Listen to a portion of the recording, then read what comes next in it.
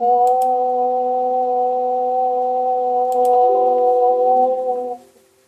शिवतनय वरिष्ठं सर्वकल्याणमूर्तिं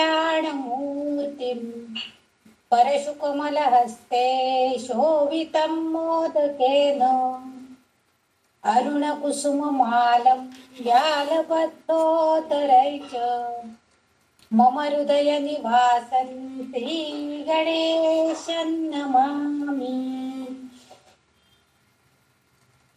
माते तुझ्या चरणी आश्रय देसियामा तेणेची नित्यमनी तुष्टी घडे प्रकामा लाभो तुझ्या भजनी हे मनसाच नित्य याहून अन्य जगदंब नकांक्षी चित्त सर्वस्व तूच अमुचे जगदंब माते आम्ही तुझे प्रिय शिशूच तुझे नाते वाटो कसाही गुणहीन सदा जनामी तू माय एक करिसी मम चोदनामी तू माय एक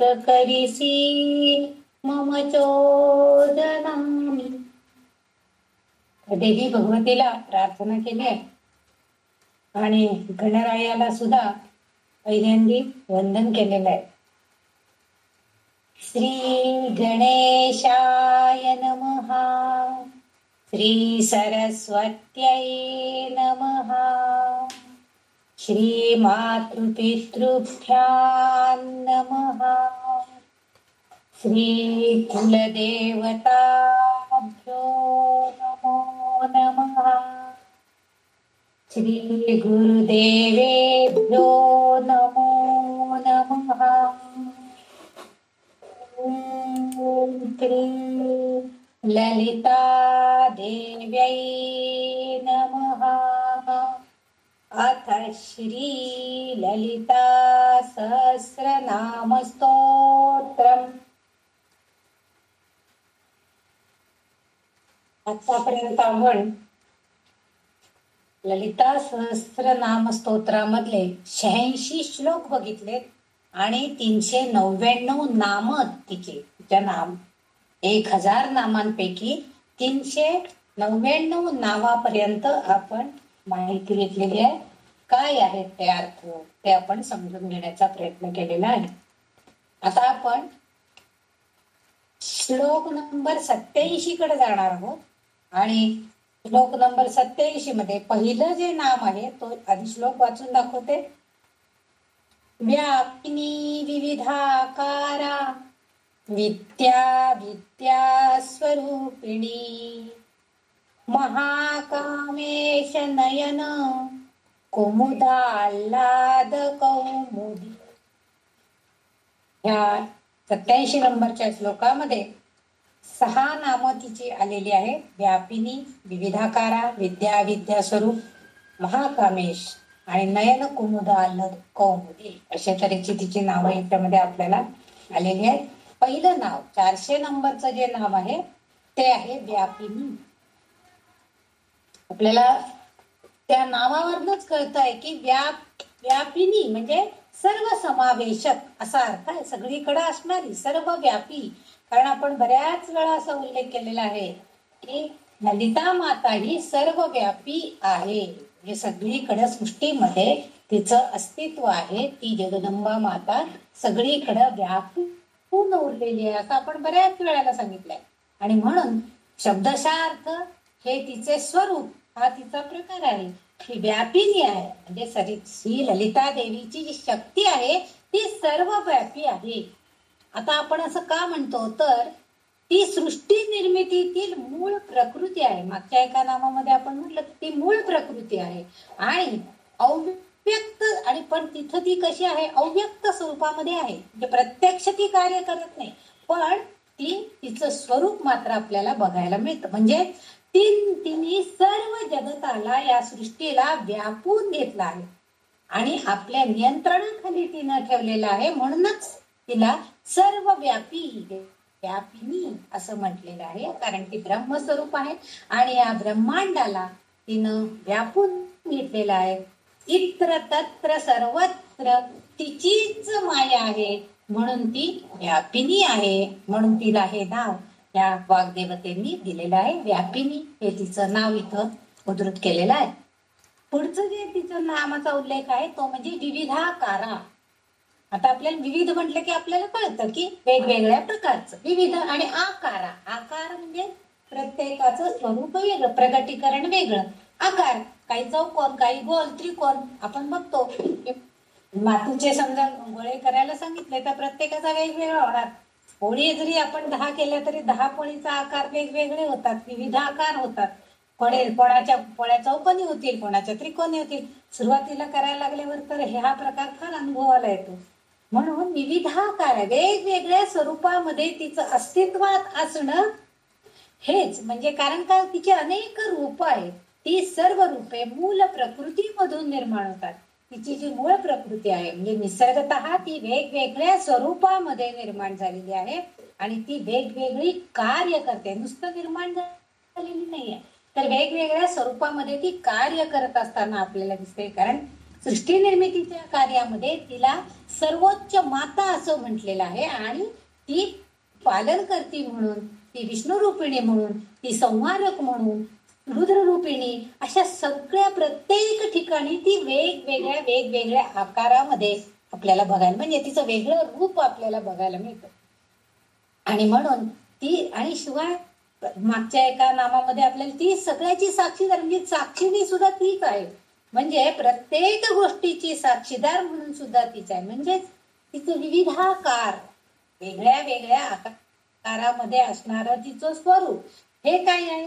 हे नाम तिच्या अनंत रूपांना व्यापून टाकते. तिचे अनेक रूप आहेत. आता आपणच तिचे 1000 नाम बघतोय, त्या प्रत्येक नामामध्ये ती आहे. म्हणजे ती आहे म्हणजे तिचं रूप आहे, ती त्या स्वरूपामध्ये आहे.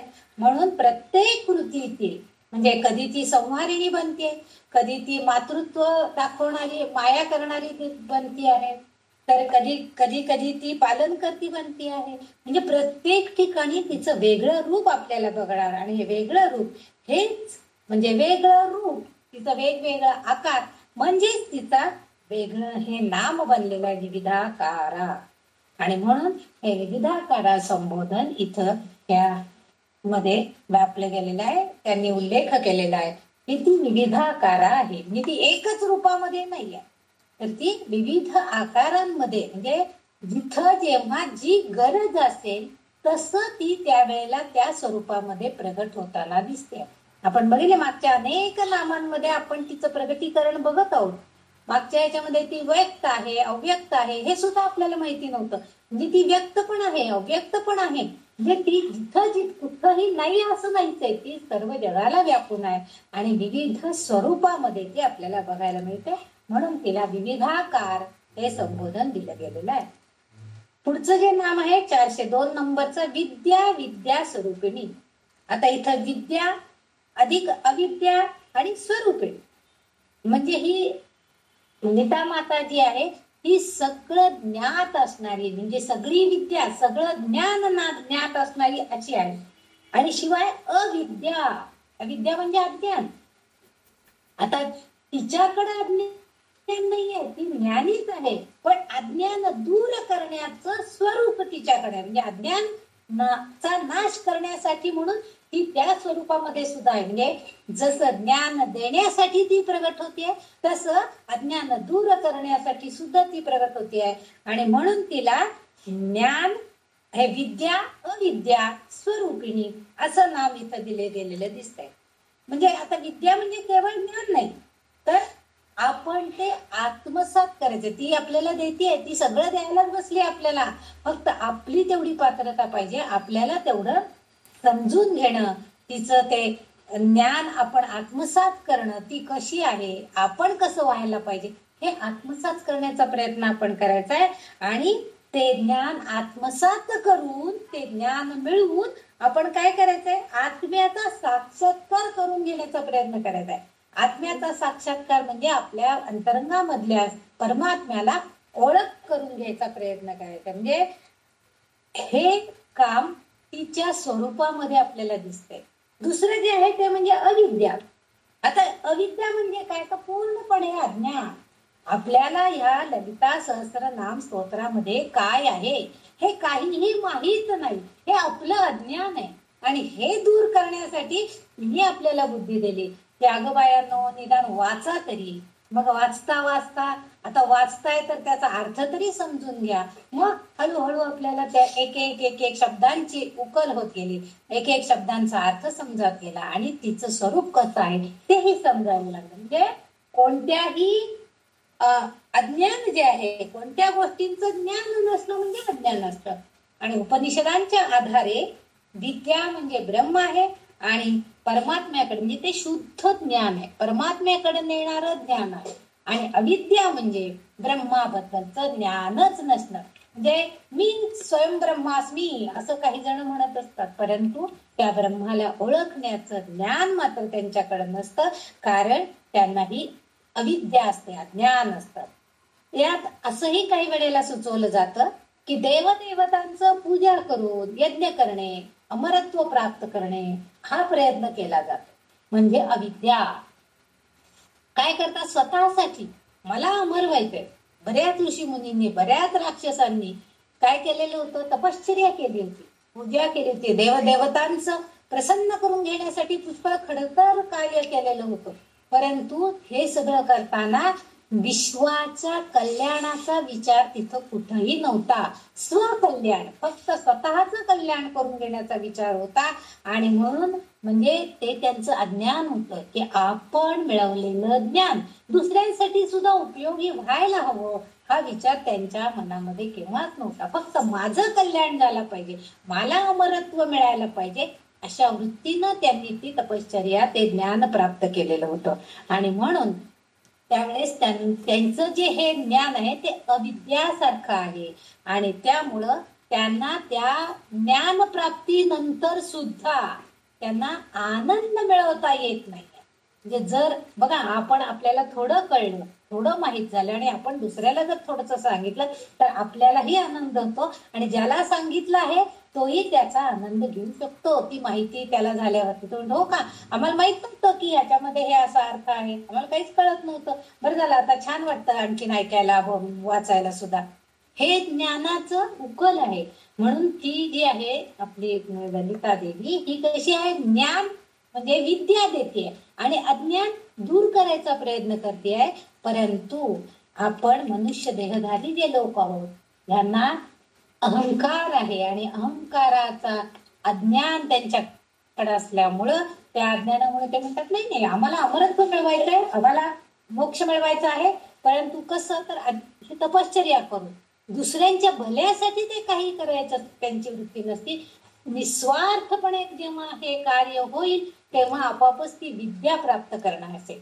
आणि दुसऱ्यांच्यासाठी काहीही न करता स्वार्थासाठी जेव्हा हे ज्ञान प्राप्त होईल तेव्हा त्याला अज्ञान म्हणायला पाहिजे. म्हणजे अविद्येच्या अवस्थेमध्ये जेव्हा आपण एखादी पूजा अर्चा, एखादे विधी, बाह्योपचार, उपासना हे जेव्हा करतो तेव्हा ते आपोआपच कर्मकांडाशी जोडले जातात. म्हणजे आपण कर्मकांड करतो, मोठे मोठे यज्ञ, याग, होम, हवन, मग त्याच्यामध्ये इतक्या आहुती द्यायच्या, आम्ही इतका मोठा यज्ञ केला, त्याच्यामध्ये इतक्या आहुती दिल्या, इतक्या पूर्ण आहुती दिल्या, इतक्या संविधा घातल्या. हे सगळं त्याच्यासाठी आहे तर आपल्याला काहीतरी प्राप्त व्हावं म्हणून. पण आपल्याला भगवद्गीतेमध्ये सुद्धा कर्मण्येवाधिकार असते, मा फलेषु कदाचन असं म्हणायला पाहिजे. म्हणजे काही त्याला माहितीच भगवंताला तुम्हाला काय हवंय तो देईल ना तुम्हाला. पण त्याऐवजी आपण काय करतो तर आपण कर्मकांडाच्या आहारी जातो, बाह्य उपासना करण्याचा प्रयत्न करतो. आणि तेव्हा पण जेव्हा ज्ञान आणि अज्ञान हे एकत्रित कार्य करतात, म्हणजे ब्रह्म्याचे ज्ञान करून घेणे आणि दुसरे म्हणजे कर्माच्या फळाची आसक्ती न ठेवता विधियुक्त कर्म केलं जातं. बघा आपल्या करोनाच्या काळामध्ये बऱ्याच ठिकाणी बरेच यज्ञ, याग, होम, हवन खूप केले गेले. म्हणजे गावामध्ये नकोत म्हणून अगदी मोठमोठ्या जंगलांमध्ये, अरण्यांमध्ये, रिकाम्या जागा जिथं आहेत तिथंही असे यज्ञ, याग, होम, हवन केले गेले की जेणेकरून तो जो काय करोनाचा विषाणू आहे तो त्याचा प्रादुर्भाव आपल्या सगळ्या लोकांना होऊ नये ही भावना होती, म्हणजे चांगली भावना होती. म्हणजे जे कर्म ते करणार असेल, जे कर्मकांड, जे विधी अग्नय होम यज्ञ या करणार होते, त्याचा चांगल्या विचाराने त्यांनी ते केलेलं. मग असं जेव्हा होतं म्हणजे त्यांना ज्ञान होतं की आपण जर हा यज्ञ याग केला तर हा करोनाचा विषाणू जाणार आहे. म्हणजे हे जे ज्ञान आहे, पण त्या ज्ञानाला काय होतं, अज्ञानाची जोड, कोणत्या कर्मकांडाचं अज्ञान. पण ते ज्ञान त्यांनी काय केलं होतं, त्या ज्ञानाशी जोडल्यामुळं त्यावेळेस मात्र आपोआपच काय झालं, विधियुक्त कर्म केलं गेलं आणि त्याच्यापासून त्या सगळ्यांना आनंद मिळाला. आणि हे आनंद मिळवणं हे जे आहे हे म्हणजे अज्ञान दूर करणं आहे. म्हणजे जर आपण हे करण्यासाठी जर ध्यान योग केला, असंही म्हटलं जातं की ध्यान योग केलं, ध्यानाच्या योगाने आंतरिक शोध आपला घेतला जातो. आपण जेव्हा ध्यान लावून बसतो तर आपल्या डोळ्यासमोर सगुण मूर्ती उभी राहते किंवा सगुण मूर्ती आपण डोळ्यासमोर ठेवतो. मग आपोआपच त्या मूर्तीमध्ये आपण सगळे चांगले विचार आपण त्याच्याशी एकरूप होण्याचा प्रयत्न करतो. चांगले विचार एकत्रित आपल्याकडे होतात, म्हणजे एकत्रीकरण तिथं होतं आणि मग आपल्याला शोध लागतो की अरे आपण जर ही सगुण मूर्ती ध्यान करून डोळ्यासमोर आणली तर आपल्याला आनंदाचं अन्वेषण म्हणजे शोध लागतो, आनंदाचा शोध आपल्याला लागतो, आपला फायदा होतो, आपण आनंद प्राप्त करून घेतो आणि आपण मुक्तीच्या मार्गाकडे आपोआपच जातो. म्हणजे आनंद मिळवायचा असेल तर अज्ञान जायला पाहिजे आणि ज्ञानाची बाजू ही भक्कम व्हायला पाहिजे. त्यासाठी आपण ध्यान धारणा करणं आवश्यक आहे. आणि म्हणूनच या ज्ञान आणि अज्ञान म्हणून इथं त्यांनी विद्या अविद्या दोन्ही रूपामध्ये तीच आहे.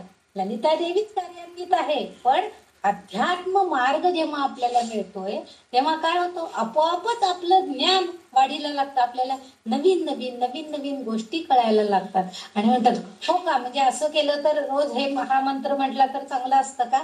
ठीक आहे, आपण रोज एक निदान 5 वेळा तरी म्हणूया, नाही आपल्याला 21 वेळा म्हणायला झालं, नाही आलं 108 वेळा म्हणायला झालं, निदान 1 वेळा तरी आपण निदान ते रोज वाचायच्या अगोदर तरी हा मंत्र म्हणूया. म्हणजे अशा तऱ्हेनं आपल्याला आपल्या ज्ञानामध्ये म्हणजे अध्यात्म मार्गामधल्या ज्ञान प्राप्त आपल्याला होतं आणि आपोआपच अज्ञानाची जी माया आहे, भ्रमाचं जे पटल आहे आपल्या मनावरती की मी करतोय माझ्यामुळं, मी इतकं पूजापाठ करतो, मी इतकी दान देतो, अरे तू काय करतो, तू काहीच करत नाहीयेस, तो तुला बुद्धी देते, तो म्हणजे ती भगवती देवी.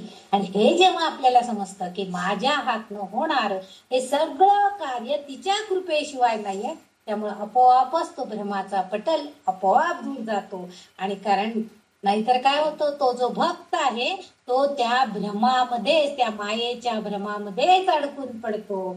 आणि हा जर ह्याच्यातून जर पार पडायचा असेल तर आपल्याला या ललिता देवीचं सहाय्य म्हणजे ज्ञान अज्ञानाच्या गर्तेतून बाहेर पडण्यासाठी तीच प्रेरक शक्ती आहे आणि तीच ही ललिता माता आहे. आणि यासाठी आपण तिचं ध्यान, तिचं नाम हे सतत घेतलं पाहिजे, केलं पाहिजे.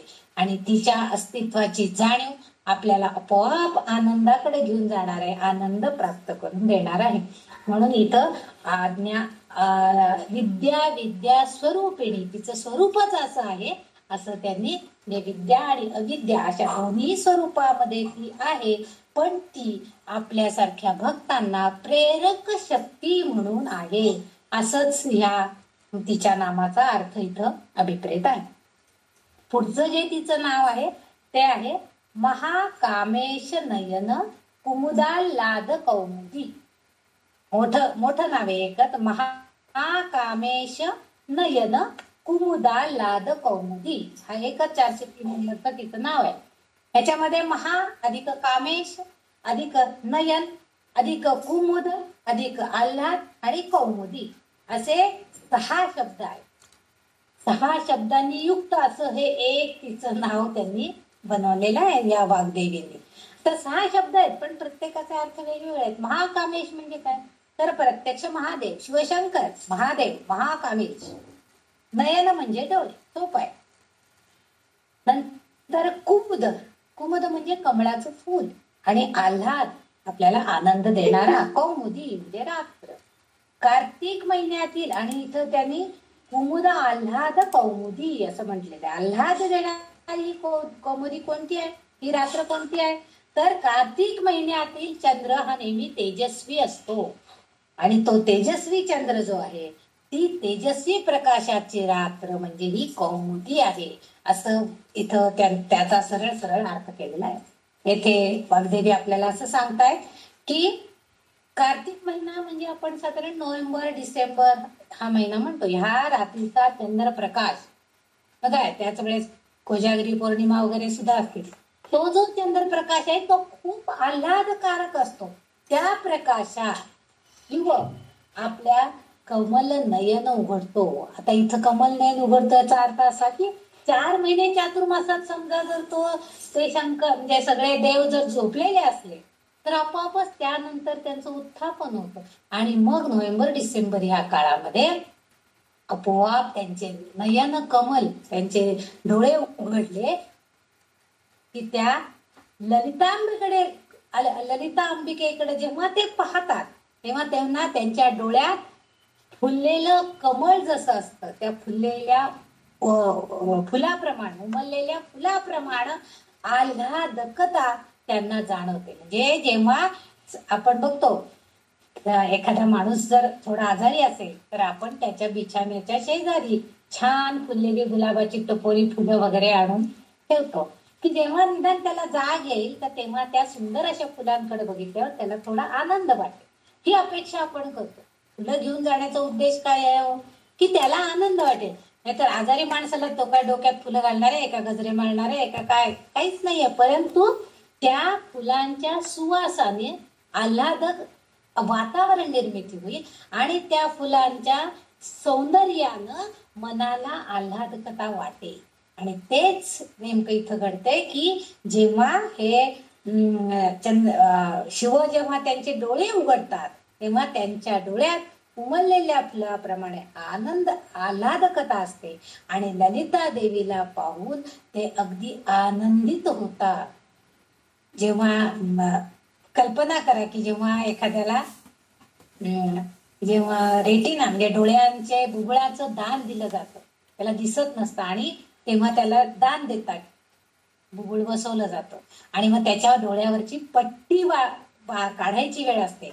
त्यावेळेस त्याला पहिल्यांदी जेव्हा त्याला की माझ्या आईला मी जन्मल्यापासून बघितलं नाहीये पण आता मला पहिल्यांदी माझ्या आईचं मुखकमल बघायचंय. तो मुलाला विचारतात तुला कोण बघायचंय बाळा, तर सांगतो मला आईला बघायचंय, मी जन्मल्यापासून तिला बघितलंच नाही कारण माझ्या डोळ्यांना दिसूच शकत नसतं. मग जेव्हा पहिल्यांदी ते मूल आपल्या आईला बघेल त्यावेळेस त्याच्या डोळ्यामधले जो आनंद आहे तसा आनंद ह्या शिवांना आपल्या ह्या 4 महिन्याच्या निद्रिस्त अवस्थेनंतर जेव्हा ते उत्थापन त्यांचं होतं तर त्यावेळेस ते तिच्याकडे जेव्हा बघतात तेव्हा ते आनंदित होतात, त्यांचे डोळे आनंदाने लकाकतात. म्हणजेच तिथं तेज दिसतं. थोडक्यात म्हणजे काय तर तिथं एक प्रकारचं तेज दिसतं, असा एक अर्थ इथं अभिप्रेत आहे. दुसरा अर्थ असा याच्यामध्ये अर्थ असं सांगतायत की कुमुदा, कु म्हणजे हिन आणि मुदा म्हणजे माती, असं त्यांनी अर्थ दिलेला आहे की माती म्हणजे चिखल. आता कुमुदा म्हणजे ऐहिक सुख, म्हणजे हीन असं ऐहिक सुख जे आहे आपण स्वतःसाठी जे करतोय, मगाशी मी सांगितलं की स्वार्थपणा हा ऐहिक सुख आहे, माझ्यासाठी फक्त मला पाहिजे, दुसऱ्यांचं काही का होईना पण मला भूक लागली मला जेवायचं आहे, बाकी जेवलेत की नाही घरात कोणी काही बघायचं नाही, पण ताट घ्यायचं आपलं आपलं वाढून घ्यायचं, खाऊन मोकळे, मला भूक लागली माझ्यासाठी मी. पण हेच जर समजा पानवाड्याच्या तुम्ही जेवलात का, आई तुम्ही जेवलात का, बाळाचं जेवण झालंय का, दादा जेवलेत का, हे विचारून जी घरातली गृहिणी किंवा कोणी घरातले जे आपले मुलं बाळ जेव्हा जेवताना हे विचारतात. समजा एखादा मुलगा उशिरा ऑफिस मधून आला तरी सुद्धा आई बाबा जेवलेत का, तुझं झालंय काही जेवण, आणि बाळ जो जेवण करून झोपलाय का, हे विचारून करणं काम हे जे आहे ना त्याला म्हणतात की निस्वार्थीपणा. त्याच्याऐवजी ऐहिक सुख फक्त स्वतःसाठी हे नेहमीच सांसारिक सुखांना त्यांनी नेहमी कनिष्ठ समजले. सांसारिक सुख जे आहे ना त्याला काही अर्थ नाही, ते ऐहिक आहे, स्वार्थीपणा आहे तो. आणि म्हणून हे सुख शेवटी आपल्याला दुःख आणि वेदनांनाच कारणीभूत ठरतं. म्हणून ललितांबिका ही परममाता आहे आणि मातृहृदय असणारी ही माता आपल्या भक्तांना जे फक्त संसारामध्ये रमतायत त्यांना अंतिम मुक्तीकडे नेण्यासाठी ती काय करते, शिवाकडे घेऊन जाण्यास ती मदत करते. अंतिम मुक्ती कोण देणार आहे, तर ती आणि शिव जेव्हा एकत्रित येतील तेव्हा तिला त्यांना आनंद प्राप्त होणार आहे. आणि तो मुक्तीचा आनंद देण्यासाठी ती काय करते, आध्यात्मिक मार्गाचा अवलंब करण्याचं सांगते. त्यांना त्या मार्गाला नेते, प्रवृत्त करते. आणि एक आई म्हणून तिची ही जी काळजी आहे ती योग्यच आहे. म्हणून इथं मुदा म्हणजे माती चिखल असा जो अर्थ आहे, ह्याच्यामध्ये माती चिखल म्हणजे ते जे आपण जे भक्त आहोत, आपल्याला त्या मातीला जसं आपण आकार देऊ तसं ते घडणार आहे. म्हणून ही ललितांबिका आपल्या भक्तांना, संसारात असलेल्या भक्तांना एक मातेच्या हृदयानं आकार द्यायचा प्रयत्न करते आणि आध्यात्मिक मार्गाचा अवलंब करायला आपल्याला सांगते. म्हणजे प्रत्यक्ष महादेवाच्या कमळासारख्या डोळ्यातून ती त्यांना आनंद देते. आणि जी चंद्राची रात्र आहे म्हणजे कौमुदी, म्हणजे ही जी रात्र मगाशी मी सांगितलं की कार्तिक महिन्यातील जो पूर्ण चंद्राची रात्र असते त्याला तेजस्वी प्रकाशाची रात्र असं म्हणतात. आणि कार्तिक महिन्यात ती रात्र भक्तांना आल्हाद, मागं पण मी एकदा सांगितलं होतं की ह्या कोजागरी पौर्णिमेच्या रात्री तेजस्वी चंद्रकिरण असतात आणि त्याच्यामध्ये काही मंत्र जप यांचा जर आपण वापर केला तर काही रोगांचं निवारण सुद्धा होतं. आणि म्हणून त्यांनी ह्या संपूर्ण ह्या एका ओळीला महाकामेश नयन कुमुदा लाद कौमुदी हे जे नाव आहे हे संपूर्णपणे आपल्या ललिता मातेला त्यांनी दिलेलं आहे. कारण ती परम माता आहे आणि मातृहृदय असणारी ही माता आपल्या भक्तांना आल्हाददायक असा आनंद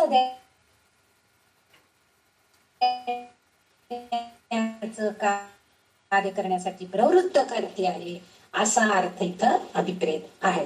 तिला देण्याचा प्रयत्न करते आणि हे सगळं ती आपल्याला प्रवृत्त करते. म्हणून मगच आपल्याला, नाहीतर आपण कोजागरीच्या दिवशी सुद्धा मी 10ला म्हणजे मी 10ला झोपते म्हटल्यावर 10 वाजता झोपून टाकायचं, पण तसं नाहीये. ती आपल्याला बुद्धी देते की नाही, कोजागरीची रात्र आहे ना, थोडा वेळ जागरण करूया, छानपैकी भजनं म्हणूया, काहीतरी गप्पा गोष्टी करूया, आनंद मिळवूया आणि चंद्राच्या प्रकाशामध्ये थोडा वेळ थांबून आपण त्याचा आल्हादकता, चंद्राची शीतलता, त्याचं तेज हे आपण आपल्याला घेऊया की जेणेकरून आपल्याला आनंद मिळेल. आणि हे ती आपल्याला सांगते. म्हणून तिचं इथं नाव त्यांनी महाकामेश नयन कुमुदा लाद कौमुदी असं घेतलेलं आहे.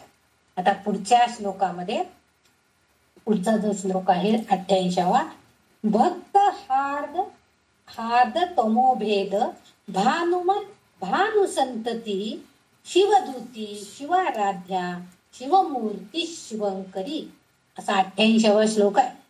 आता भक्त हार्द तमोभेद म्हणजे हा जो पहिली ओळ आहे सगळी, ती सगळी ओळ म्हणजे त्यांनी एक नाम घेतलेलं आहे. भक्त हार्द तमोभेद भानुमत भानुसंतती असं म्हटलं. भक्त हार्द म्हणजे भक्तांच्या हृदयामध्ये असणाऱ्या, भक्तांच्या हृदयातील तमोभेद. तमोभेद म्हणजे अज्ञान अंधकार, तम म्हणजे अंधार आणि भेद करणं म्हणजे नाहीसा करणं. म्हणजे भक्तांच्या हृदयातील अज्ञान अंधकार नाहीसा करणं. भानुमत भानुसंतती, भानु म्हणजे सूर्य आणि भानुमत भानु संतती म्हणजे उगवतीचा सूर्य. जे उगवतीच्या सूर्य जर आपण बघितला तर तो अतिशय छान कोवळी किरण त्याच्यातनं बाहेर पडत असतात आणि एक छान तेजस्वी अशी संधी प्रकाश म्हणजे लालसर छटा त्या सूर्यकिरणांच्या आपल्याला बघायला मिळते. आणि भानुसंतती म्हणजे इथं सर्वोच्च मातेची संतती असा पण अर्थ आहे. म्हणजे आपण भक्त लोक, सर्वोच्च मातेची संतती कोण आहोत तर आपण भक्त लोक आहोत. म्हणून भानुमत भानुसंतती म्हणजे सूर्यकिरण, प्रत्येक किरण प्रत्येक भक्तावरती येऊन जाणार आहे. सूर्यकिरण असं कधी म्हणतात का? नाही नाही, हा भक्त नाहीये, ह्याच्यावर मी काय किरण पाडणार नाही, ह्याला काय माझी सूर्यकिरण पोचणार नाही, असं सूर्य कधी म्हणतो का? नाही. म्हणजे जसं सूर्य सगळ्यांना सारखाच प्रकाश, सारखाच तेज, सारखेच किरण देतात, तेवढ्या आल्हादकता देतात, तसंच ही जी माता आहे आमची ललितांबा, ही काय करते? ही सर्वोच्च माता आहे आणि सगळ्या भक्तांना आपल्या लेकराप्रमाणे, संतती म्हणजे आपली लेकर किंवा आपलं अपत्य, ह्या सगळ्यांना एकसारखं आणि त्यांच्या हृदयातील अज्ञान अंधकार दूर करण्याचा प्रयत्न ही करते. ही जगन्माता आहे, त्यामुळं तिच्या भक्तांच्या अज्ञानाचा अंधकार दूर करते. आणि याची तुलना आता इथं आपल्याला भानुसंतती म्हणजे उगवत्या सूर्यकिरणांबरोबर केली आहे. सूर्य उगवला की आपोआपच काय होतं? सूर्य उगवला की अंधार नाहीसा होतो. सूर्य केव्हा उगवतो? अंधार संपला की सूर्य उगवतोय ना. सूर्य उगवला की अंधार आपोआप नाहीसा होतो आणि प्रकाशमय, चैतन्यमय असं सगळं जगत निर्माण होतं. म्हणून ही सर्वोच्च माता असल्याने ती आपल्या करुणेने, आपल्या दयाद्र दृष्टीने आपल्या सारख्या भक्तांच्या हृदयामध्ये जे काही अज्ञान असेल, जे काही थोडस आपल्या मनामध्ये काही शंका असतील, तर त्या सगळ्या दूर करण्याचा प्रयत्न ती करते. भगवद्गीतेमध्ये श्रीकृष्ण भगवंत 10व्या अध्यायात 11व्या श्लोकात हेच सांगतायत. त्याचे तेषामेवानुकंपार्थ महमज्ञानजन्त महा नाशयाम्यात्मभावस्था ज्ञानदीपेन भावस्ता. म्हणजे भक्तांच्यासाठी करुणेनं भगवंत आपल्याला सांगते की मी त्यांच्या अंतःकरणात वास करू ज्ञानाच्या तेजस्वी दिव्याने अज्ञानातून जन्मलेल्या अंधकाराचा मी नाश करतो. आणि येथे सुद्धा जो सांगितलेला अज्ञान अंधकार आहे, आणि हीच क्रिया हे आता भगवंतांनी सांगितलेली अज्ञान अंधकार की मी ज्ञानाचा तेजस्वी दिवा तुमच्या हृदयामध्ये पेटवतो आणि त्या दिवाच्या प्रकाशामध्ये आपोआप अज्ञान अंधकार दूर निघून जातो. आणि तीच क्रिया, हीच कृती ललितांबिकेकडून होते आणि त्यामुळे आपल्या भक्तांसाठी ती तेच करते आहे. आणि म्हणूनच वाग्देवींनी तिला भक्तार्ध तमोभेद भानुसंतती असा उल्लेख तिचा केलेला आहे. हे भगवंत जसं आपल्या भक्तांना सांगतायत की बाबांनो तुम्ही असं एवढं करा हे तुमच्यासाठी मी नक्कीच तुमच्या हृदयामध्ये वास करून राहील, तसंच इथं ही आपली ललितांबिका सांगते की तुम्ही माझी करुणा भाका, तुम्ही माझं नाम घ्या, तुम्ही मला तुमच्या हृदयामध्ये जागा द्या की आपोआप तुमच्या हृदयामधले असणारा अज्ञानाचा अंधकार तम हा आपोआप निवळून जाईल आणि तेजस्वी प्रकाश तुमच्या जीवनामध्ये पडेल. आणि हेच म्हणूनच या वाग्देवींनी तिचा उल्लेख असा केलेला आहे. म्हणून हे तिचं 404 नंबरचं नाव आहे. आता 405 नंबरच्या नावामध्ये तिचं नाव आहे शिवदूती. आता शिव म्हटलं की आपल्या लक्षात येतं की शंकर, आणि शिवशंकर महादेव तिचा पती. आणि दूत कोणाला म्हणतात? तो एखादा गोष्ट एखाद्याला सांगायची असेल तर दूत म्हणून, निरूप्या म्हणतो आपण त्याला, किंवा बातमी सांगणारा असा होतो. आता ललिता देवी काय करते? आपले कार्य साध्य करण्यासाठी तिने 2 राक्षसांचा संदेश देण्यासाठी, दूत होण्यासाठी तिने शिवालाच विनंती केली, म्हणजे आपल्या पतीलाच विनंती केलेली आहे. आपल्या सप्तशतीच्या याच्यामध्ये आहे ते की तिने त्या शिवशंकरालाच सांगितलं की बाबा रे, त्या ह्या आपल्या म्हणजे दूतांकरवी त्या राक्षसांना तिने निरोप पाठवला होता की तुम्ही थांबा तोपर्यंत, आणि मी येणार आहे तुमच्याशी लढायला, तोपर्यंत थांबा, आहेच मी आहे, तयारच आहे. हे जे निरोप पाठवण्याचं काम आहे, आपण महाभारतामध्ये सुद्धा बघितलं होतं की श्रीकृष्ण स्वतः दूत म्हणून गेलेले होते. म्हणजे हे दूतीचं काम, म्हणजे दूत होण्याचं काम, निरोप्याचं काम सुद्धा भगवंतांनी स्वतः केलेलं आहे. आणि इथं सुद्धा शिवाला सुद्धा ह्या ललितांबिकेनं म्हणजे शिवाला तिने विनंती केली, संदेश देण्यासाठी, दूत होण्यासाठी शिवाला विनंती केली. आणि आपोआपच पतीच्या चांगल्या कामामध्ये तो पती नक्कीच सहकार्य करणार, तिच्या पाठीशी उभं राहणार आहे.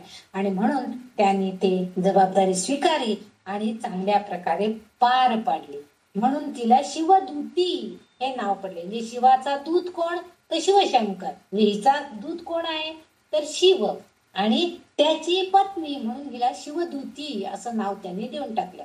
जे राक्षसांचा संहार करण्यासाठी, त्यांना समजावण्यासाठी परोपरीनं तिने प्रयत्न केलेले होते, परंतु राक्षस ऐकायला तयार नव्हते.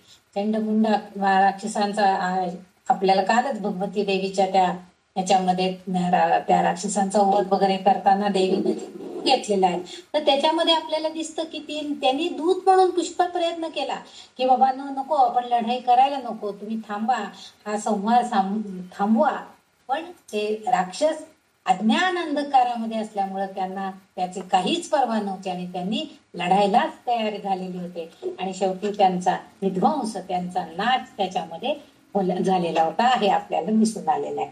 आणि म्हणून तिचा इथं म्हणजे तिचं जे स्वरूप आहे ते शिवाशी निगडीत असल्यामुळं तिला शिवदूती असं नाव इथं दिले गेलेलं आहे, आता आपल्याला दिसतंय. त्यानंतर आपल्याला ह्याच संदर्भामध्ये आणि एक गोष्ट थोडीशी इथं सांगायची आहे की आपल्याला श्रीचक्र माहिती आहे सगळ्यांना की, आणि ज्या नित्या देवी ज्या आहेत, मी मागच्या एका नामामध्ये सांगितलं की तिची 15 कला, म्हणजे चंद्राच्या ज्या कला आहेत त्या 15 कलांमध्ये 15 तिथी ज्या आहेत त्या तिथींना एक एक नाव आहे.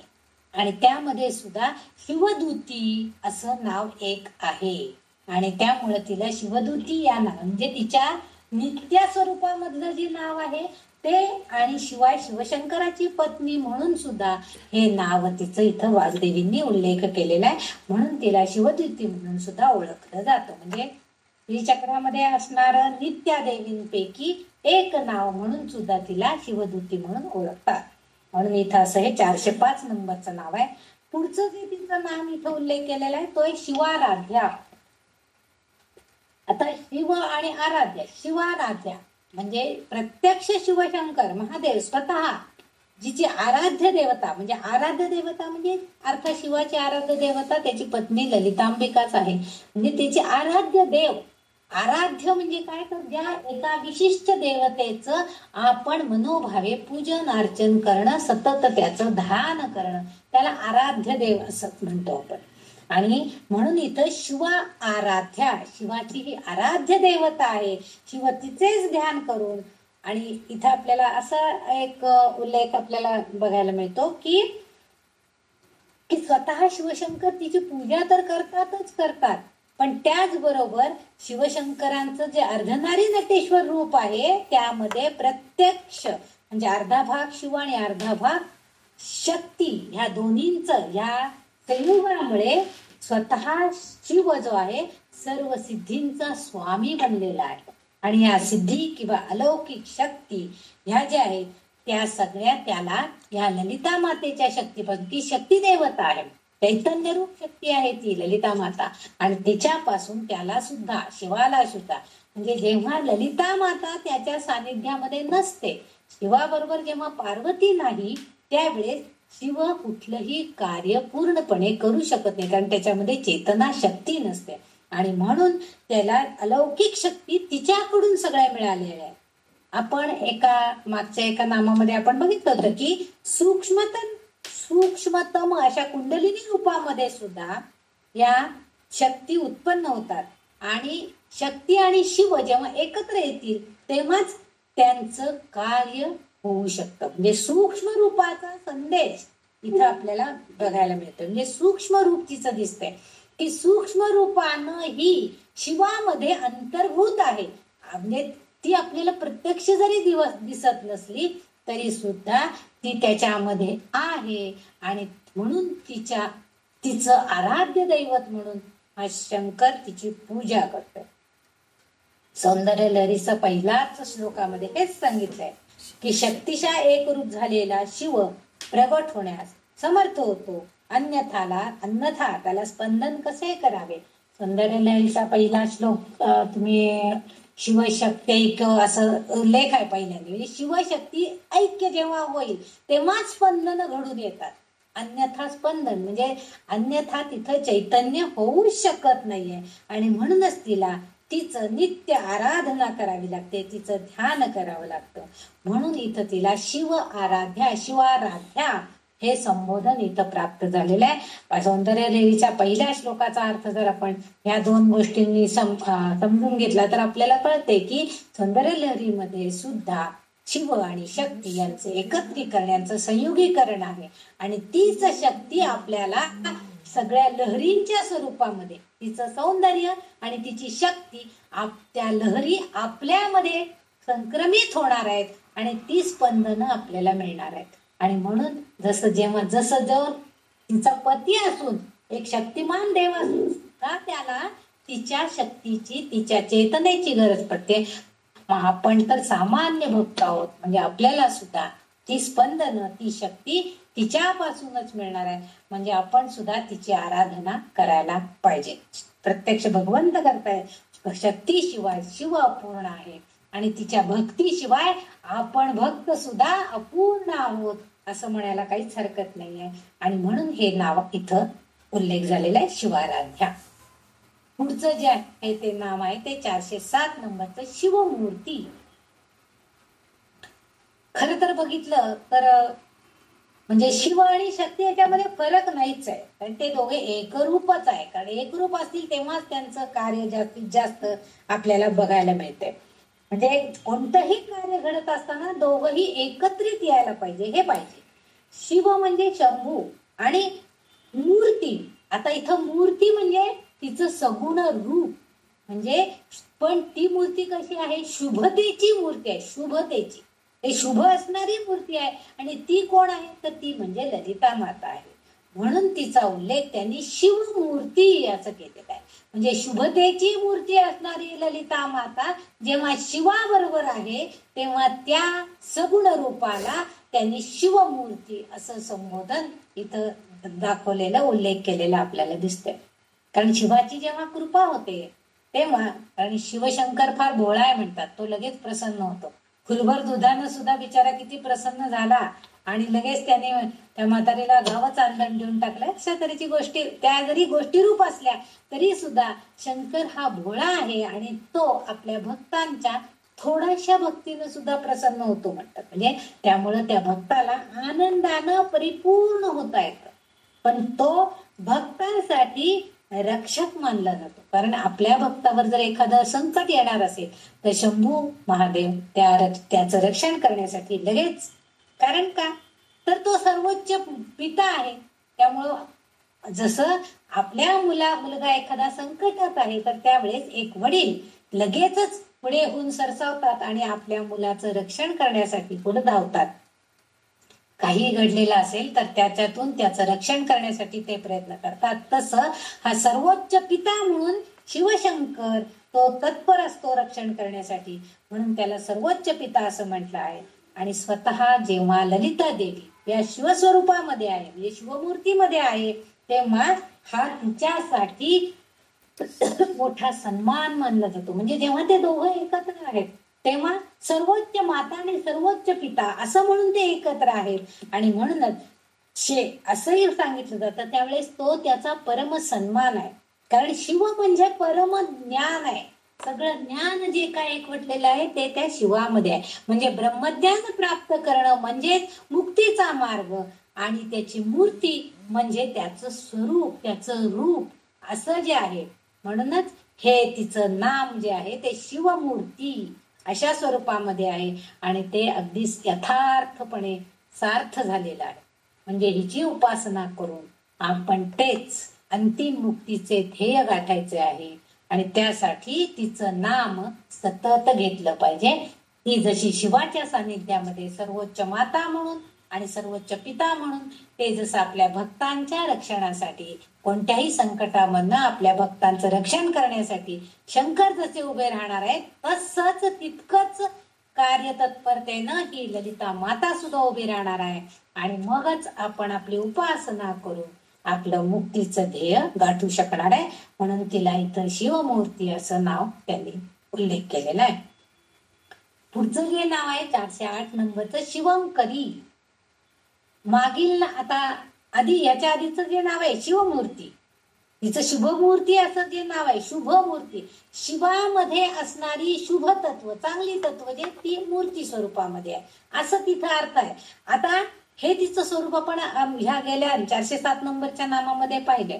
आता तिच्या शिवाच्या संयोगाने म्हणजे शिवाबरोबर असताना जो संयोग होतो, एकत्रीकरण आहे, ते आनंदाचं वितरण करतात. तेव्हा ते दोनही एकत्र असतात तेव्हा आपोआपच आनंद वितरण होतो, म्हणजे सगळ्यांना आनंद देण्याचं काम करतात.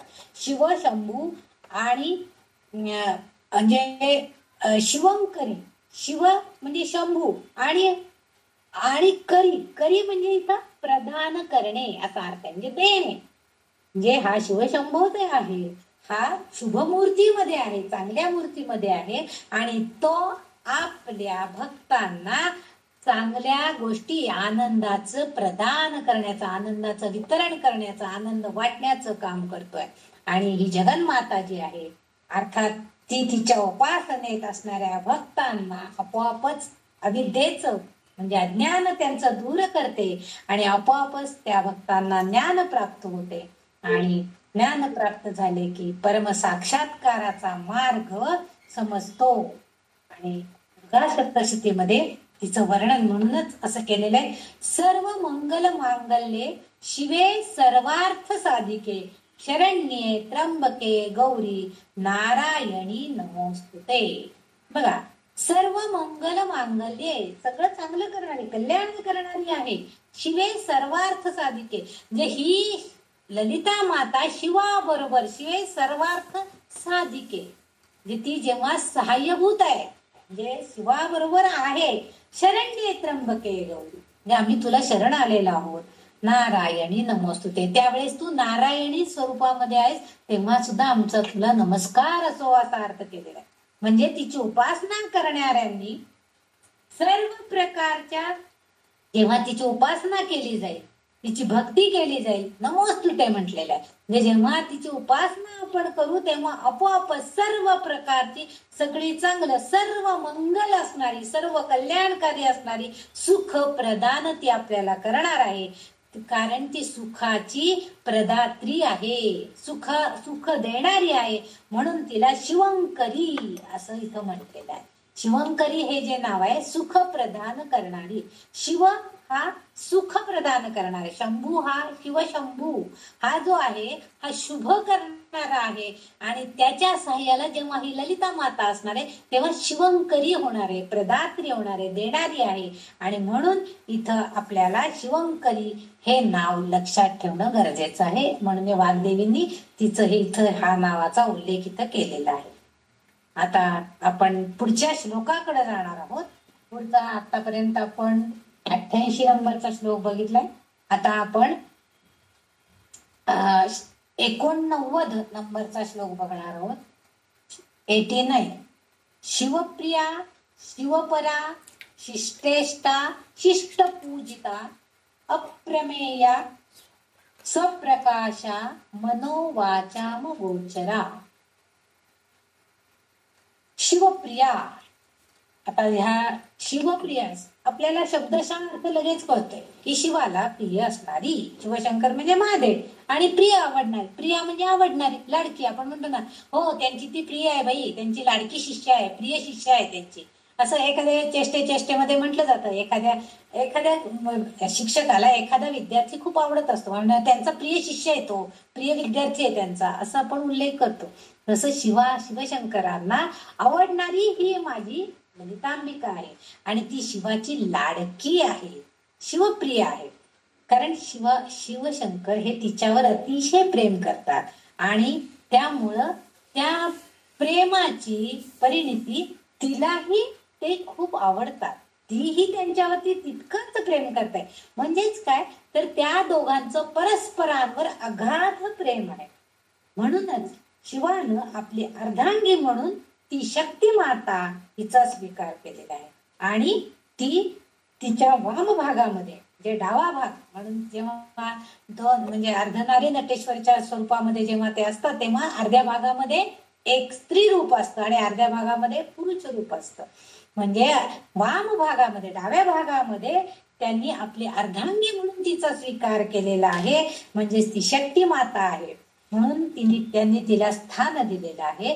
म्हणून इथं तिला शिवप्रिया असं संबोधन, म्हणजे त्याला आवडणारी, त्याची लाडकी पत्नी, शिवाची लाडकी पत्नी असं तिला, म्हणजे दोघांचं असणारं परस्परांवरील प्रेम इथं त्यांनी ह्या नावामध्ये दाखवून दिलेलं आहे. ते तिलाही ते शिव भयंकर आवडतात, अतिशय प्रिय आहेत आणि त्यांनाही ही ललिता शक्ती अतिशय प्रिय आहे. आणि दोघांच्या प्रेमाच्या, अगाध प्रेमाच्या शक्तीनं हे दोघही एकमेकाला पूरक आहेत. आणि म्हणूनच त्यांनी, शिवांनी तिला आपल्या वाम भागामध्ये स्थान दिलेलं आहे. म्हणून तिला शिवप्रिया असं संबोधन इथं दिलेलं आहे. त्याच्या पुढचं जे नाव आहे ते आहे शिवपरा. आता मागील नावामध्ये काही नावांमध्ये वाग्देवींनी तिची तुलना शिवांशी केलेली आहे. बऱ्याचशा आत्ताच्या पर्यंतच्या 1-2-4 नावांमध्ये आपण बघतो की शिवशंकर तिच्या बरोबर आहेत आणि ते असले की तिचं कार्य होतं, किंवा ती असली तरच त्यांचं कार्य होतं, असं आपण बघतोय. पण ती शिवाच्या पलीकडे शिवपरा, म्हणजे ती वाग्देवींनी तिची तुलना जरी शिवाशी केलेली असली आतापर्यंतच्या काही नावांमध्ये, तरी सुद्धा ती शिवाच्या पलीकडे आहे. परा, परा म्हणजे च्या पलीकडं, त्याच्याही पलीकडं ती आहे असा अर्थ आहे. त्यामुळं तिचं सानिध्य असल्याशिवाय शिव सर्वोच्च होतच नाही. मग आपल्या काही मागच्या नामांमध्ये पण आपण बघितलं, ती नसेल, तिची शक्ती नसेल, तिचं चैतन्य नसेल, तिचं तेज नसेल, तर शिव हे झाकळून जातात. त्यांना आपल्या कृती करता येत नाही, त्यांचं कार्य त्यांच्या हातनं होत नाही. आणि म्हणून जे आहे, म्हणून तिला त्याच्याशिवाय तिलाही परिपूर्णता नाही. म्हणजे जसं ती आहे तर ते परिपूर्ण आहेत आणि ती आहे तर ते परिपूर्ण आहे. म्हणजे दोघही एकमेकाला परिपूर्णता देण्याचं काम करतायत. म्हणजे एक परब्रह्म आहे आणि एक सर्वोच्च आहे. हे दुसरे परब्रह्म म्हणजे उच्चतम ज्ञान. म्हणून तिच्याशिवाय शिव जड होतो. आता इथं जड होतो म्हणजे काय होतं, तर त्याचं कार्य योग्य प्रकारे होऊ शकत नाही. आपण म्हणतो ना, काय जड देह झालाय तुझा, तुझ्या हातनं काही काम होत नाही, असं आपण एकदा उल्लेख करतो एखाद्याच्या. किंवा उगीच एवढं हे करू नकोस, भराभरा काम उरकायचं बघ, असं आपल्याला आई लहानपणापासून आपल्याला सांगतात. म्हणजे जड होणे याचा अर्थ इथं कार्य, चांगल्या प्रकारे कार्य तत्परता अंगात येत नाही, त्याला जडपणा असं आपण. जड भरताची गोष्ट आपल्या ह्याच्यामध्ये आहे, भागवतामध्ये पण आहे आणि मला वाटतं ह्या देवी भागवतात सुद्धा त्याचा उल्लेख आलेला आहे. तर ते जडपणा जो आहे तो आपल्या शरीरामध्ये, शरीर मान्य जे आहे त्याला आपण जडपणा म्हणतो. आणि म्हणून इथं त्यांनी म्हटलेले की ती जड अवस्था ओलांडून त्यांच्यात ती समरस होते. म्हणजे जेव्हा शिवाशी ती समरस होईल, तिला सर्वोच्च ब्रह्म असं म्हटलेलं आहे. आणि म्हणून तिला जाणून घ्यायचे म्हणजेच पराविद्या, परमज्ञान, सर्वोच्च ज्ञान जाणून घ्यायला पाहिजे. म्हणजे आपोआपच ते जेव्हा दोघं समरस होतील तेव्हाच त्यांना सर्वोच्च ज्ञान प्राप्ती होणार आहे. आणि ही माता जी आहे सर्वोच्च माता आहे आणि ती आपल्या भक्तांना परम ज्ञान प्रत्यक्षपणे देते आणि प्रत्यक्ष शिवाचे प्रकट रूप दाखवते. हे शिवाचं प्रकट रूप जेव्हा भक्तांच्या समोर येतं तेव्हा त्यांच्या मार्फत ती परमशिवाचे स्पष्टीकरण करते, सांगते. आणि मग तेव्हा ती त्यांच्या विमर्श रूपामध्ये, प्रतिबिंब रूपामध्ये ती स्वतः मात्र त्याच्यामध्ये सामावून जाते. जे शिवशंकर समोर असले तर तेच आपल्याला सगळं ज्ञान देतात, पण अप्रत्यक्षपणे त्यांच्या प्रतिबिंबित रूपामध्ये मात्र ही सर्वोच्च माता आहे. आणि म्हणून ती महामाया स्वरूपणे रूपाशी आहे, एकरूप होऊन शिवाच्या स्वाधीन होते. म्हणूनच तिला शिवपरा असे म्हटलेलं आहे. म्हणजे जेव्हा ती त्याच्याशी एकनिष्ठ होईल, सानिध्यात त्याच्या असेल, त्याच वेळेस त्याच्याशी समरस होईल, तेव्हाच ते दोघही जण एकमेकांचं ज्ञान एकमेकाला देऊ शकतात, एकमेकांची समरस होऊ शकतात. आणि म्हणून जेव्हा शिव आपल्या समोर येईल, आपल्या भक्तांसमोर येईल, त्यावेळेस त्याला तो सगळ्या भक्तांवरती कृपा करणार आहे, पण अप्रत्यक्षपणे विमर्श रूपामध्ये म्हणजे प्रतिबिंबित रूपामध्ये मात्र ही माता त्याच्या बरोबर आहे. म्हणून तिला शिवपरा, शिवाबरोबर असती तेव्हा परमज्ञान किंवा सर्वोच्च ज्ञान प्राप्त करून घेण्यात ती फक्त भक्तांना मदत करते. हे ती प्रत्यक्ष त्यांना दिसू शकत नाही, ती प्रतिबिंबित रूपामध्ये आहे आणि म्हणून भक्तांना मदत करणं हेच तिचं त्यावेळेस काम आहे. म्हणून ती शिवपरा आहे असा अर्थ इथं अभिप्रेत वाग्देवींनी केलेला आहे की ती अप्रत्यक्षपणे भक्तांना ज्ञान प्राप्त करून देण्याच्या कार्यात सहभागी होते आहे. म्हणून ती शिवपर आहे, शिवाच्या पलीकडं आहे, म्हणजे तिथं ती दिसत नाही.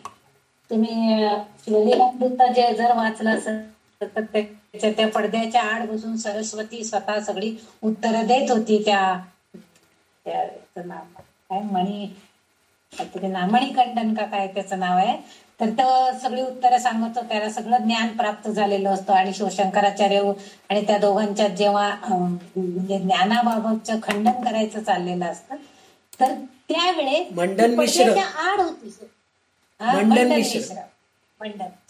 मंडन मिश्राचं त्यांचं जेव्हा म्हणजे वाघ युद्ध चाललेलं असतं, ज्ञानाचं वाघ युद्ध, तर त्यामध्ये ती त्यांना सहाय्यक होत. पण ती कशी असती, पडद्याच्या आड राहून, म्हणजे पत्नी जी आहे ती सरस्वती रूपामध्ये त्यांना पडद्याच्या आड राहून सगळं ज्ञान प्राप्त करून देत असते. तसं इथं ही शिवाच्या पलीकडं राहून ही आपली ललिता माता आपल्या भक्तांना सगळं ज्ञान प्राप्त करून देण्यासाठी मदत करते आणि म्हणून तिला शिवपरा हा हे नाम इथं अभिप्रेत केलेलं आहे. शिष्टेष्टा, इथं शिष्ट आणि षष्ठ असं जे आहे असे दोन शब्द तिथं एकत्रित आहे. शिष्ट आणि षष्ठ. शिष्ट आणि षष्ठ दोन्हीकडे श आलेले आहे. षष्ठ म्हणजे जे शास्त्रानं सांगितलेल्या धार्मिकतेचे पालन करतात ते षष्ठ, आणि शिष्ट याचा अर्थ आहे जे आपल्या इंद्रियांवर नियंत्रण ठेवतात किंवा सर्व वेदांना जाणणारे आहेत ते, त्यांना शिष्ट असं म्हटलेलं आहे. शिष्ट आणि षष्ठ हे दोन शब्द एकत्रितपणे तिच्या नावासाठी त्यांनी वापरलेले आहेत. म्हणजे बघा, जे धार्मिक पालन करण्यासाठी जे तिचे जे इथं त्यांनी असा अर्थ अभिप्रेत केलेला आहे की भाविक भक्त जे आहे ते धार्मिकतेसाठी ओळखले जातात, त्यांना शिष्ट असं म्हणतात. शिष्ट म्हणजे त्यांनी विशिष्ट प्रकारचं ज्ञान संपादन केलेलं आहे, वेदांचं ज्ञान त्यांनी संपादन केलेले आहे, असे जे आहेत ते शिष्ट, की जे शिष्टांनी सगळं वेद ज्ञान संपादन करून आपल्या सर्व इंद्रियांवर नियंत्रण ठेवण्याचा प्रयत्न केलेला आहे, वेदांना जाणण्याचं काम केलेलं आहे, त्यांना त्या सगळ्यांना विशिष्ट तऱ्हेचं ज्ञान संपादन केले म्हणून त्यांना शिष्ट असं त्यांनी संबोधन दिलेलं आहे. आणि तिला म्हणजे मातेला हे आवडतं कारण त्याच्या सर्व कृती मातेला ते आवडतात. का? कारण त्यांच्या सर्व कृती हे जे धर्म म्हणजे वेदांत जाणणारे जे लोक आहेत ते सगळ्या आपल्या कृती ह्या वेदशास्त्रावर आधारित ते कृती करत असतात आणि त्याला ज्ञान संपादन करण्याची सुद्धा आवड असते, म्हणजेच ते शिष्टेष्ठ आहे असं म्हटलं जातं. म्हणजे धर्माचरण करण्यासाठी म्हणजे जे शास्त्रात सांगितलेलं आहे तेही सगळं पालन करायचंय आणि ते वेदांचं ज्ञान पण संपादन करायचंय, म्हणजे त्याला शिष्टेष्ठ असं म्हटलेलं आहे. विष्णू सहस्त्रनामात सुद्धा शिष्टेष्ठ शब्दाचा उल्लेख आलेला आहे. त्यात विष्णू म्हणजे ज्ञानाची आवड असणारा असा अर्थ अभिप्रेत आहे. भगवद्गीतेत स्वतः श्रीकृष्ण भगवंत हेच सांगतायत, तेषां ज्ञानी नित्ययुक्त एक भक्ती विशिष्यते प्रियो हि ज्ञानिनोत्यर्थम सच मम प्रियाः. म्हणजे स्वतः जे ज्ञानी आहेत आणि भक्तीमध्ये एकाग्र आहेत, म्हणजे स्वतः सगळं ज्ञान संपादन केलेले, वेद सगळे जाणलेले आहेत त्यांनी आणि एकाग्रतेनं भक्ती करत आहेत, त्यांचं मन नित्य स्थिर आहे, ते भक्त मला खूप म्हणजे त्या भक्तांना मी खूप प्रिय आहे. अर्थातच तो कसा आहे, आपोआपच ते भक्त सुद्धा या भगवंताला प्रिय होतात. त्यामुळे ते म्हणतात की असे भक्त मला फार आवडतात. म्हणूनच जेव्हा असे भक्त की जे असं कार्य करतायत की ज्ञानी बनतायत, एकाग्रतेनं भक्ती करतायत, नित्य आपलं मन स्थिर ठेवतायत, तो भक्त त्या भगवंतालाही प्रिय आहे. आणि अन्य भक्तीमध्ये रत असणारा भक्त, असा जो अनन्य भक्तीनं भक्ती करणारा जो भक्त आहे, तो भगवंतालाच येऊन मिळतो. आणि असा महात्मा, त्यांनी म्हटलेले असा महात्मा विशिष्यते, एक भक्ती विशिष्यते, म्हणजे असे जे ज्ञानी लोक आहेत हे विशिष्ट माझ्यामध्ये येऊन मिळतात. महात्माची दुर्लभ आहेत, फार क्वचित असे महात्मे मिळतात की जे अनन्य भावाने शरण येऊन आपल्या भक्तीनं भगवंताला प्राप्त करून घेतात. आणि म्हणूनच ही जगन्माता सुद्धा हेच सांगते की जो भक्त माझे पूजन अर्चन अनन्य भावाने करेल तो मला अतिशय आवडतो. म्हणजे मला तो आवडतो आहे, मला तो अति आवडीचा असणार आहे. आणि आपोआपच जो आवडता भक्त आहे त्याचं कल्याण केल्याशिवाय, जसं भगवंत त्याचं कल्याण केल्याशिवाय राहणार नाही, भगवंतामध्ये तो विलीन होऊ शकतोय, म्हणजे त्याच्यामध्ये तो जाऊन मिळतोय म्हटल्यावरती, तसंच ही आमची ललिता माता आपली काय सांगते की मी त्या भक्तांचं कल्याण केल्याशिवाय मी राहणार नाहीये.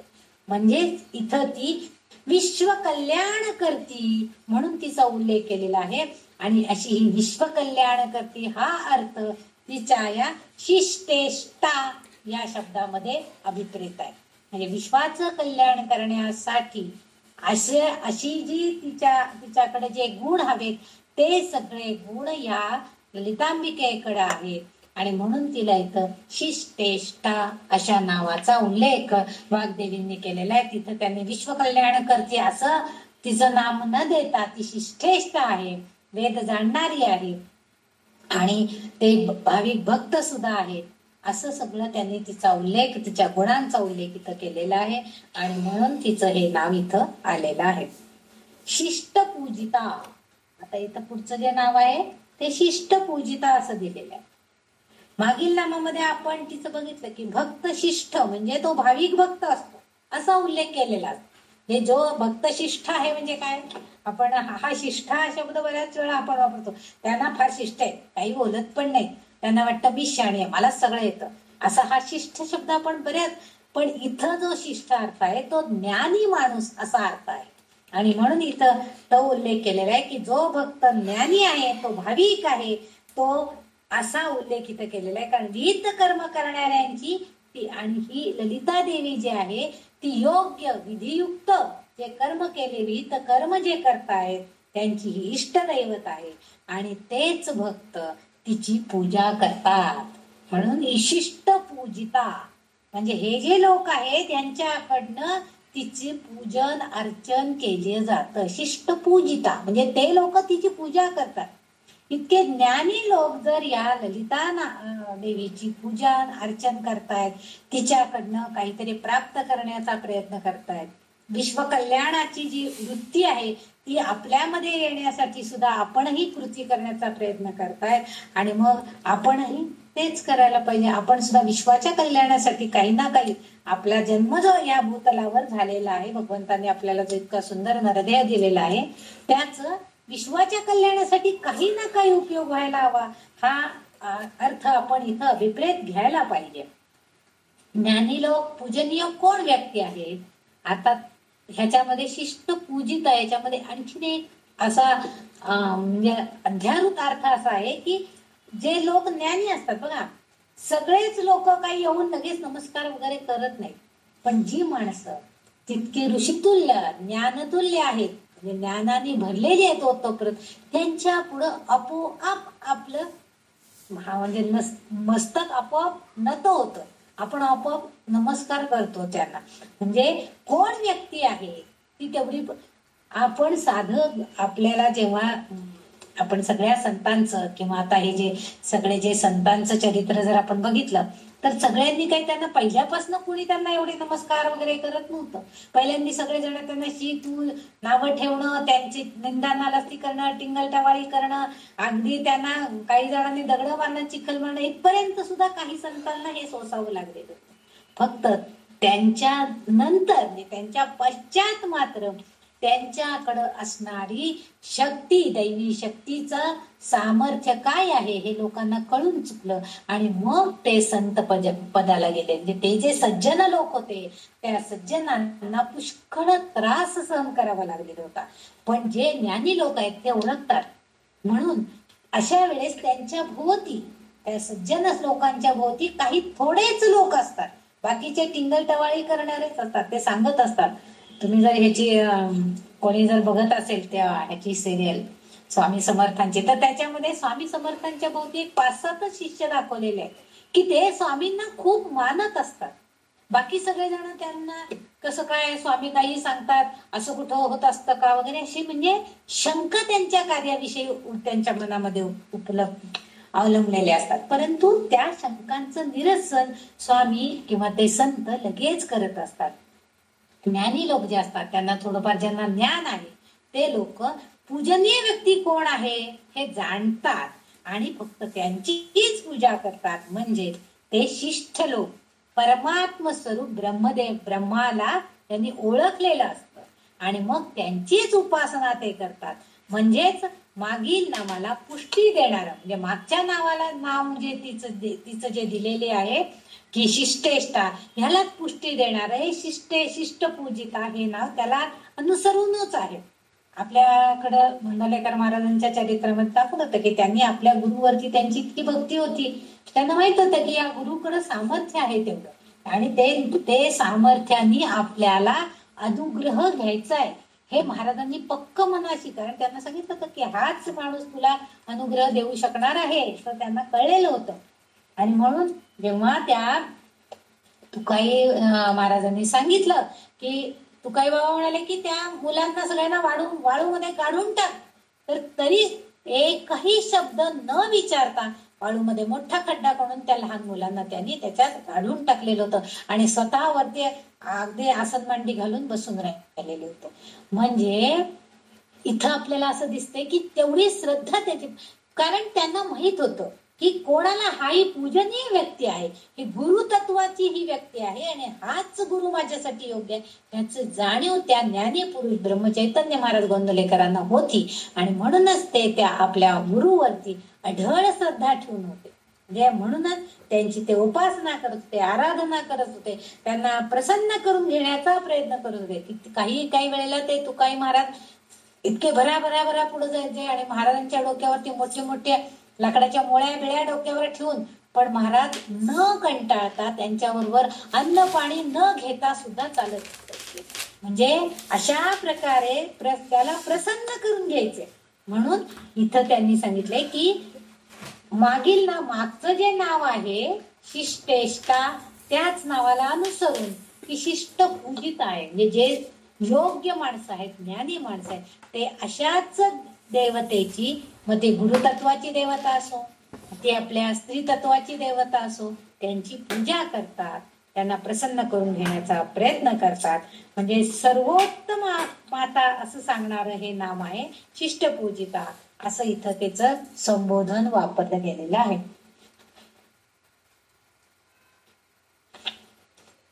पुढचं जे नाव आहे ते अप्रमेय. अप्रमेय, आता प्रमेय म्हणजे काय, तर मोजमाप. 413 नंबरचं नाम आपण आता बघतो. प्रमेय म्हणजे मोजमाप करणं, अप्रमेय म्हणजे जे मोजता येत नाही ते. आता तिचं जे स्थान आहे ललित मातेचं, ही ब्रह्मस्वरूप आहे, केवळ ब्रह्मच आपल्याला मोजता येत नाही. म्हणजे तो ब्रह्म कसा आकाराचा आहे, तो कसा आहे आपण कोणी बघितलाय का, नाही. म्हणजे त्याला मोजता त्याची लांबी रुंदी उंची काही आपण मोजू शकत नाही. म्हणून ते जसं अप्रमेय आहे तसंच ही आमची ललिता माता सुद्धा आहे. म्हणून तिची पूजा हे ज्ञानी लोक शिष्टजनांनी केलेली आहे आणि ती अज्ञेय आहे. म्हणजे आपल्याला ते ज्ञात होत नाहीये की ती कशी आहे, तिचं स्वरूप कसं आहे, कारण ती सगळीकडे व्यापून उरलेली आहे. त्यामुळे प्रत्येक स्वरूपामध्ये म्हणजे ती अशी आहे असं आपण सांगू शकतो का? आता समजा एखाद्या व्यक्तीचं वर्णन करायचं सांगितलं, आपण सांगू शकतो की त्यांना चष्मा आहे, त्या गोऱ्या आहेत, त्यांचे केस असे कुरळे कुरळे आहेत आणि त्या कपाळाला मोठी टिकली लावतात, किंवा आणखी एक काय त्यांची खूण असेल एखादी, त्यांच्या हातावरती एक काळा डाग आहे, तीळ आहे, अशा त्यांच्या विशिष्ट खुणा आपण सांगू शकतो, त्यांना आपण बघू शकतो. परंतु इथं कुठल्याही फुटपट्टीनं मोजताच येणार नाहीये असं तिचं वर्णन आहे, अशी ती आहे, म्हणून ती अप्रमेय आहे असा तिचा उल्लेख आहे. विष्णू सहस्रनामात सुद्धा हा अप्रमेय हा गुण आला आहे. म्हणजे दृश्य म्हणजे आपल्याला दिसते ती गोष्ट, ह्याच्या पलीकडं काही काल्पनिक कल्पना करता येतच नाही आपल्याला. म्हणजे त्याच्या पलीकडे जे काय आहे ते आपण समजून घेऊ शकत नाही, त्याच्या पलीकडे काहीतरी शक्ती आहे. आपण बघतो की आपल्याला सुद्धा बऱ्याच वेळा असा अनुभव येतो की आपण सगुण रूपामध्ये त्या देवतेला बघतो, त्याचं पूजन करतो, भक्ती करतो, परंतु तो देव कसा आहे हे कुणी प्रत्यक्षामध्ये बघितलंय का? नाही. आपण आपल्या कल्पनेनं ते सगुण रूप तिथं साकारलेलं आहे.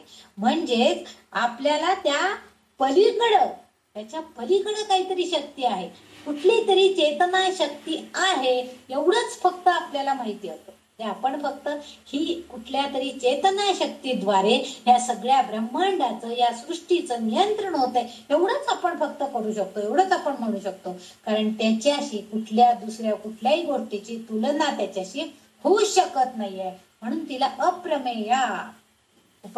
उपनिषदांमध्ये सुद्धा याचा अर्थ असा केलेला आहे की ब्रह्म हे इंद्रिय जग नाही, म्हणजे लोक ज्याची पूजा करतात, पण या अभूतपूर्व जगामध्ये या ब्रह्माचे प्रगटीकरण माहीत आहे. म्हणजे आपण या ब्रह्माचं प्रगटीकरण सगुण रूपामध्ये करतो, या मूर्ती रूपामध्ये करतो, पण त्याच्या स्वरूपाविषयी मात्र आपल्याला काहीही माहिती नाही.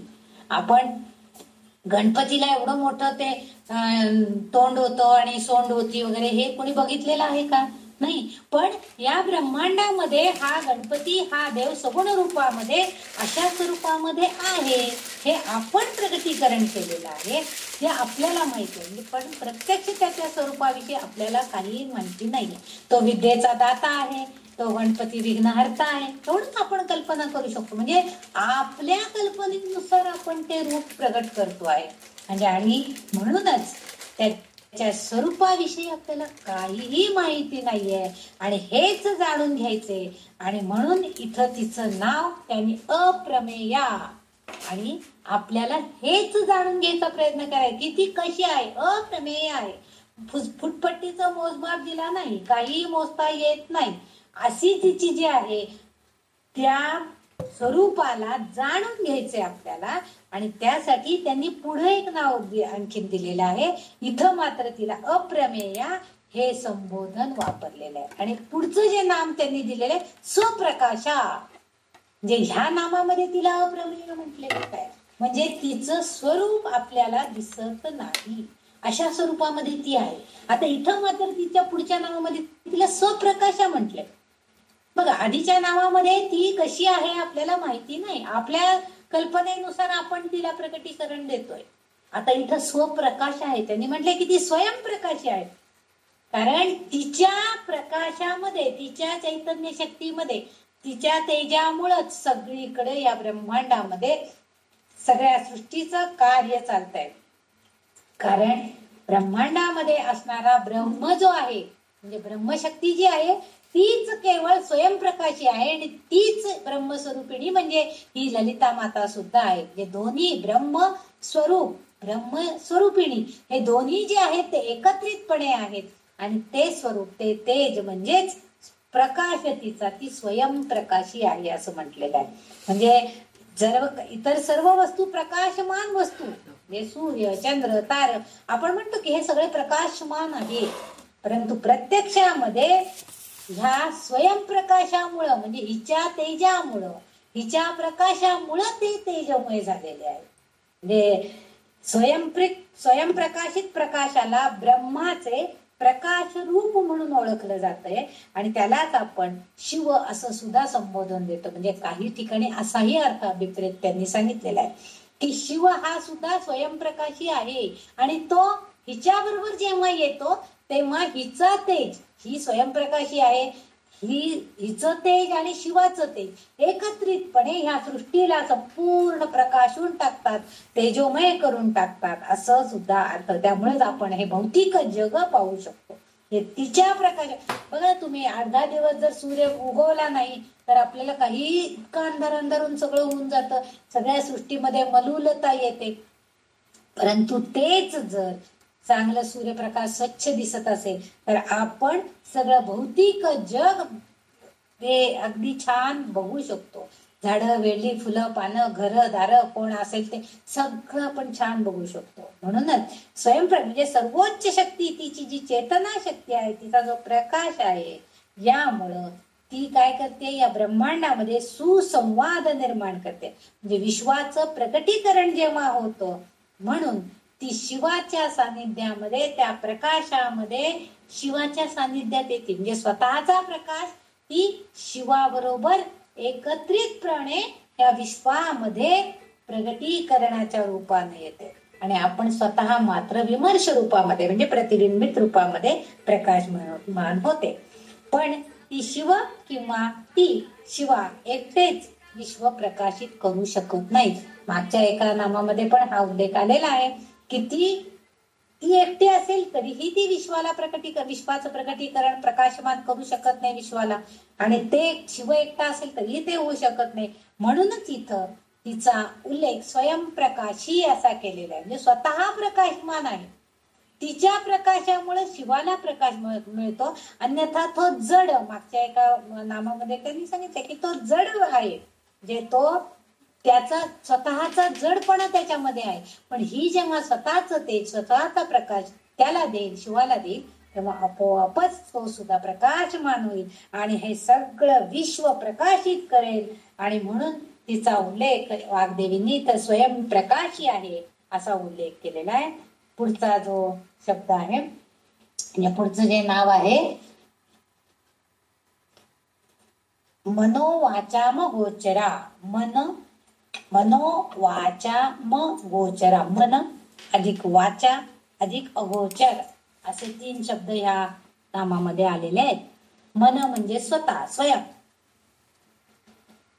वाचा म्हणजे वाणी, बोलणं म्हणजे, आणि गोचर म्हणजे फिरणे. अगोचर असा शब्द आहे. अगोचर म्हणजे इकडं तिकडं फिरणं, त्या पलीकडं मर्यादेबाहेर जाणं. आधीच्या नामामध्ये आपण बघितलं की ती अप्रेमेय आहे, आपण पाहिलं. ती असीम म्हणजे सीमा नसलेली आहे, हे आपण बघितलं. ती शक्ती धारण करणारी आहे, हे आपण बघितलं.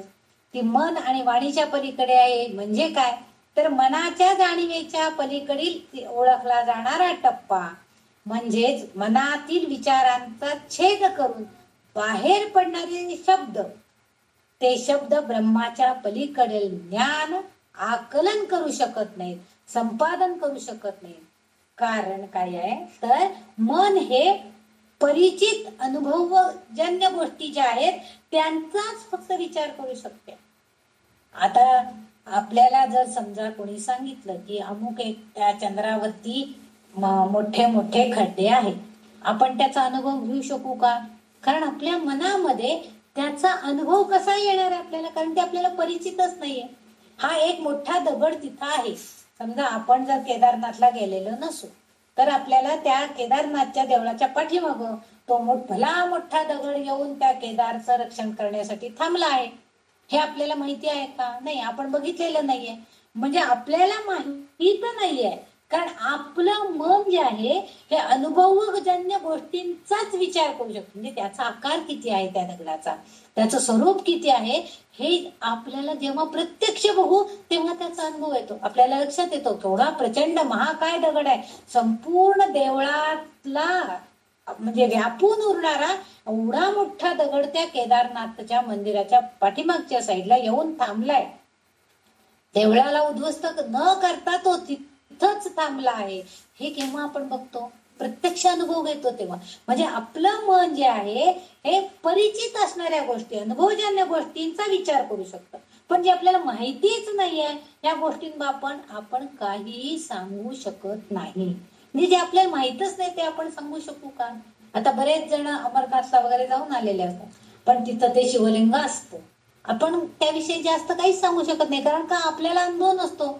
फक्त वाचलेली माहिती किंवा कोणी सांगितलेली ऐकीव माहितीनुसार आपण थोडंफार ज्ञान त्याचं करून घेऊ. पण आपल्याला अनुभव आहे का की खरोखरी बर्फाचं लिंग तयार होतं का, किती उंचीचं असतं, काही आपल्याला माहिती नाही.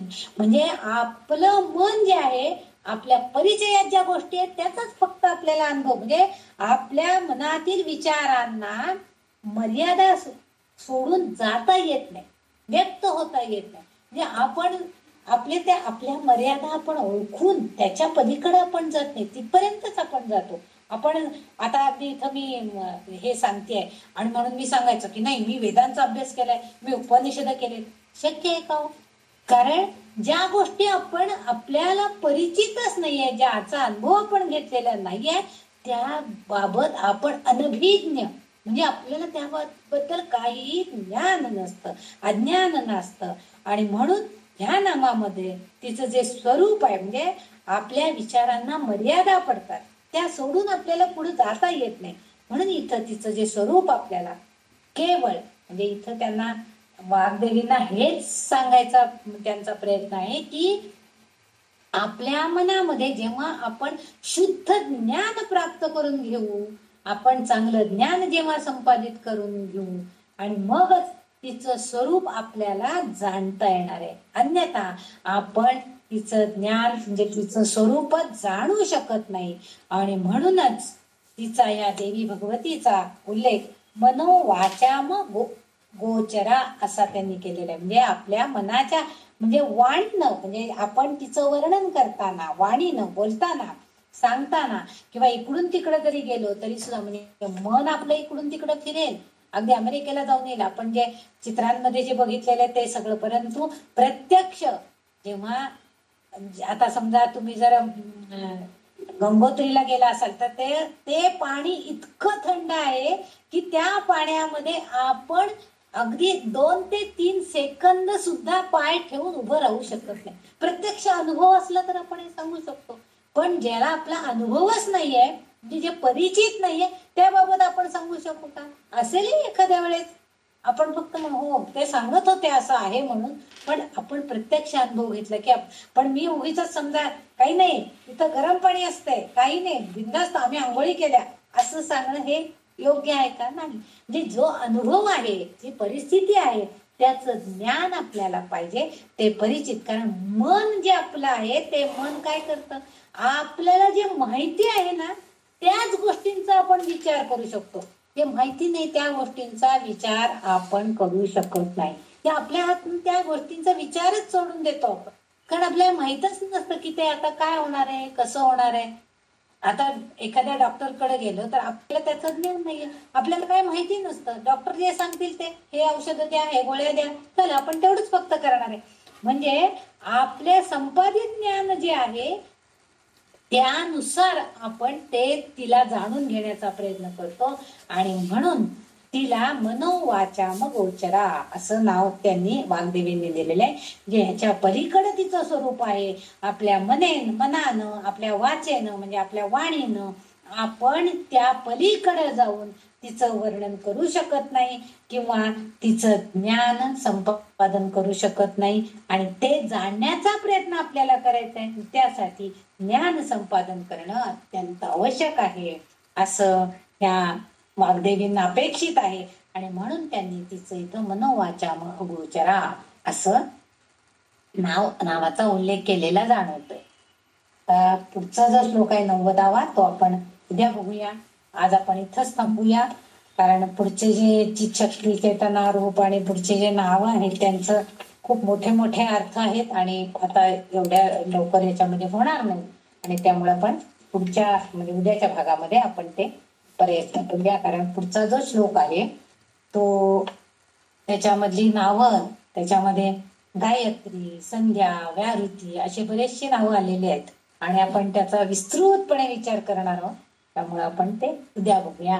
आज इथंच थांबूया. जे काय मला वाटलं त्यानुसार मी ते सांगण्याचा प्रयत्न केलेला आहे. जे बरोबर असेल ते तुम्ही स्वीकारा. ती सगळी त्या देवी भगवतीची कृपा आहे. जे काय माझ्याकडनं थोडंफार चुका जर झालेल्या असल्या तर त्या सगळ्या माझ्या आहेत. त्या चुकांबद्दल मी आपल्या सगळ्यांच्याकडे माफी मागते आणि त्या ललिता देवीची पण माफी मागते की शक्यतो हे देवी माते चुका न करता योग्य काय असेल तेच सांगण्याची कृपा तू माझ्यावरती कर. तेच माझ्या मुखातून जाऊ दे. चुका मी माझ्या पदरात घेते. योग्य काय असेल ते तिची कृपा आहे असं समजा. इथंच थांबूया. ओम नमो भगवती देवी माता की जय.